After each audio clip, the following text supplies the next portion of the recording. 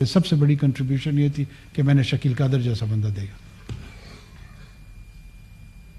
یہاں پہ تمام لوگ ہیں، میں سب کو چیلنج کرتا ہوں کہ پاکستان بیوروکریسی میں اگر میری انٹینشن بلوچستان کے حوالے سے ڈیزل اور پیٹرول کی سمگلنگ ہوتی تو میں یہ نہیں بیچتا.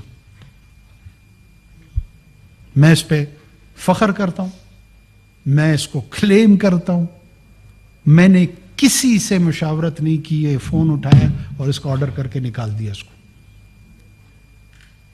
اس کے بعد ایک ٹیم دی کہ یہ ٹیم بھی اپنی لے جائیں، اور ان کو میں نے یہ انسٹرکشنز دی تھی کہ ایک ایڈمنسٹریٹو انارکی ہے، ایک شریف سے چیف منسٹر آپ کو مل گیا، اس کو سپورٹ کرنا ہے، کھڑا کرنا ہے نظام کو. ان 3 یا 4 مہینے جو بھی ہمیں ملے، 5 ہے میکسیمم.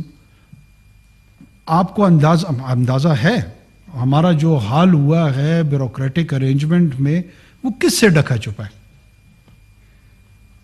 ایسے ایسے ڈپٹی کمشنر ضلعوں کے ہیں جو لوگ کہہ رہے ہیں کہ 3 4 5 ارب روپے اسمگلنگ کے زمرے میں کما چکے ہیں، اور اس سے ریلیٹڈ لوگ اور سماج پہ جو اس کے اثرات آ رہے ہیں وہ آپ کے اور میرے سامنے ہیں.